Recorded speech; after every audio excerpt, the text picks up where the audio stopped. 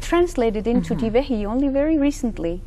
And then there is also the messages, the religious messages being sent out more fast now because of the internet. So you and mean the to TV. say like their understanding of Quran is much more now, so, and especially in their own language, so they're able to, instead of someone telling them, they're able to understand it on their own and then also come to their own decisions, which is in a way much better than someone like people thinking that it's other people telling them to do what they really have to do. So so they know exactly what they're really doing. I believe at least that they have more direct access to the words of the Prophet, and I believe that it just may be that they are more interested now in practicing the preaching. So some of the scenes you must have seen, they just do practically just about everything, like wearing the burqa, like it's what they really have to do in their lives. Work in workplaces, you see most of them wearing the burqa, and I don't think it hinders them from kind of like attending to their work as well. They really do good jobs as well. So holding high positions in society and wearing the burqa. I mean, I do not try to, I'm not intending to say that it's never restrictive. I believe that it is in certain parts of the world. Of course. And I also believe that then it's very important to be aware of it, because I believe that every human being has a need to have a sense of control of their own life, and also to have freedom of choice. That is the need that men has, and it's a need that women have, and it's also a need that children have, of course, which is also some people don't see. So that's not what I'm trying to say. I just would like to point out that the picture is more complex than obedience and fear. Definitely. And I see here in the Maldives that that people, the women are actually choosing to wear the burqa. I meet families, and then one daughter will be wearing the burqa, and another daughter will not wear the burqa, and the mother will wear the burqa, and the grandmother will not wear the burqa, and the husband doesn't want his daughters and wife to wear the burqa, but they still wear the burqa. Of course. So we will take a break now.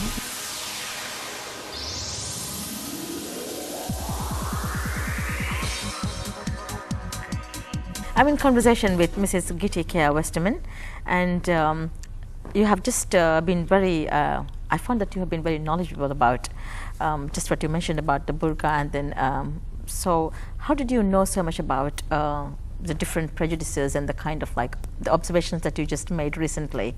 How was it made? Well, we've been many places, as you mentioned, Africa and New York, and before I met my husband, I've also lived in a number of places in the world, and I always take a lot of interest in the places where I am. And if I had not had so many children and been so busy, I would also have learned TVM. But I have studied it, I've read books, I like to read. What are some of the TVM words most probably that you would remember or that you know now? Shukriya. Okay. Yes, thank you. So not I've read books, but I've also talked to a lot of people. Yeah, and I have a friend in Villingili where we live. A lady. You were asking me. Were you asking me before whether I liked the cooking here in the Maldives? Do you like Maldivian food? Yeah. This have you lady, tasted any? Yes, a lot, because in fact I've taken a lot of interest in it. So have you learned any of the recipes? Yes, I've written them down. You because have? Yes, this friend I have in Villingili, she's teaching me to make all these, and I write down and I film it so that I'll know how to do it. You film it as well? Yes, that's one step further. I never realized filming it. Okay, that's something that I could take into consideration. And how about the spiciness of the food? I like spicy food, but sometimes it's too spicy. Yeah, I must admit. So Villingili is where you stay. Yeah. So what do you think of the environment of the place? We love it. We love it there. We lived in Male when we first came. Okay. For about half a year or so. But having 4 small children under 6 and then twins in a double stroller on the pavement in Male, it just didn't work, and we didn't have anywhere to take the children. So Villingili has 3 beaches, and we have one we call the Snorkel Beach, and then one we call the Lionfish Beach, because there are lots of lionfish, and then one we call Male Beach, which is facing Male. So every day we go to the beach at least once, and we swim, and the children build sand castles. You know, today in Denmark, in pedagogics, that's what everybody recommends. You let your children do. You let them play with water and sand. That's the most healthy thing for children to do. Okay, and we've got plenty of those Yeah, here you do. in the Maldives. That's why you have such healthy children. Yes, and you have been to any of the islands, Yes. resorts or islands, inhabited islands in the Maldives? We went to Gan, and we were taken around by a Maldivian friend and showed around there. And then we've been to a number of resorts. So you have lived actually life here in the Maldives for 2.5 years, definitely you have. And then, so when you go back, what are you planning to do? My husband already got a job with the company, and I also have contact with the company I'm going to be working for with conflict resolution. But I'm also going to continue to paint like I always have and sell it. So the paintings that you had here in the exhibition, are you going to take them with you, and what are you going to do with them? I'm going to take them with me if they're not sold. I can imagine those. But they're very big and huge. Yeah, some of them at least. Yeah. So, yeah. And you're going to use them, and are you going to use them for any purpose?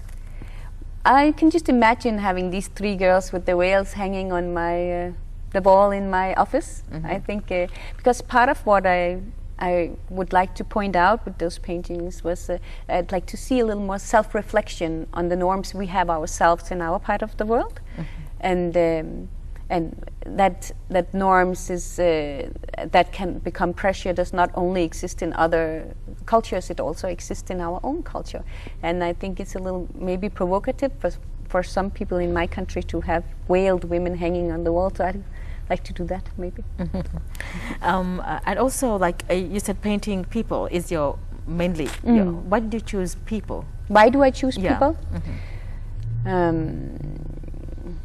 Sometimes what an artist does is not easy to explain it, but I like the facial expressions as we were talking about, and then I like the muscle toning. Actually, in Denmark, I paint naked people, but of course I can't do that here. Okay, have you done any paintings of your children?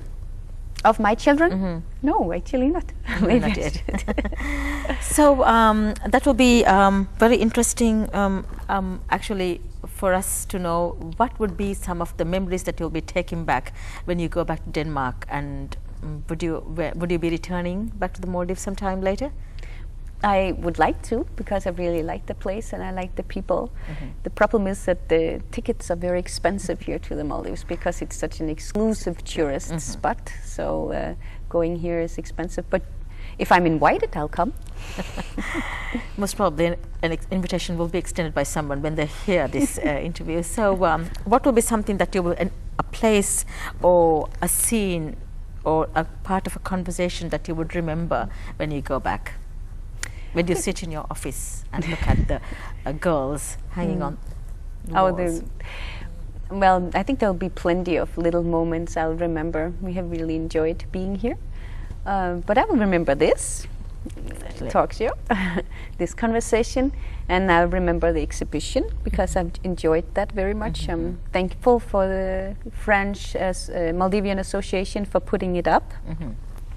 And then I remember so many little moments with my children on the beach, and the first time my son went diving. He's only 8 years and he's been diving already. And the first time my second son was had the courage to go out and snorkel at the reef edge without a life jacket. You like to do you do it as well? Yeah, we snorkel you do. not every day, but very, very often, yes. And surf. The first time my oldest son, he stood up surfing. I remember such little moments all have to do with water. Have to do with water. Yeah. And also the contact I have with this friend I have in Villingili, I really remember that also. You would be having communicating with her. I hope, yeah. Yeah, that will be very nice. At least some kind of a link between the Maldives and Denmark. Yes. And on a final note, you have done something very great, I would like to say. The Danish national football team, the mascot, 1992. And could you please tell us a little bit about it? Well, actually the story is a little funny because the Danes were not qualified to go to the European Championship, but then the war broke out in Serbia, and then Serbia couldn't be qualified, so Denmark came in as on this second note and then won the European championship. And then on top of that, they asked. I drew the mascot for the national Danish soccer team when they won this. So it was a special. It was a special moment. Yes. So, what do you think?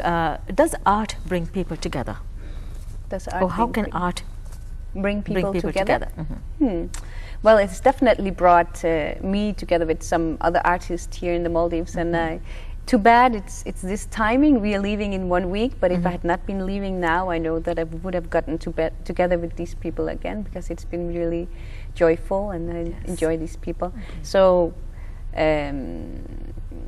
whether it brings people together, I think that it opens up the eyes of people.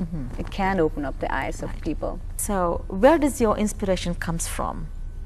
Like to paint, is there a particular time of the day that you get inspired, or how does it? And being in the Maldives, is it going to inspire you more to become a painter?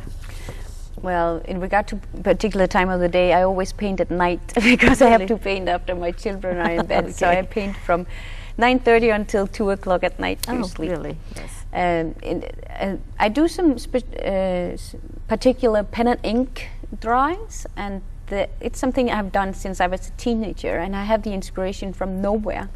It just comes to my head. And what's really interesting is that then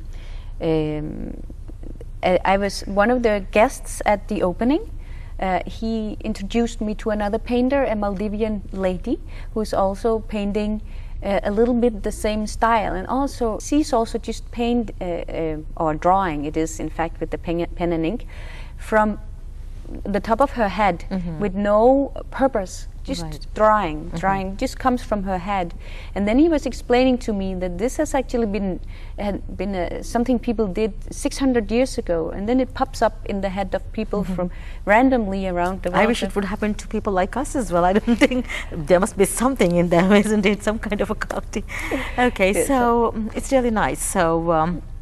But also I've been very inspired by the other artists at the show. I'm sure I'll take something from what they are doing home with me and incorporate it in my paintings. So we do wish you all the best, and then we hope that one day we're going to see you as a more popular painter, and then maybe we get to see your exhibitions, at least through this media.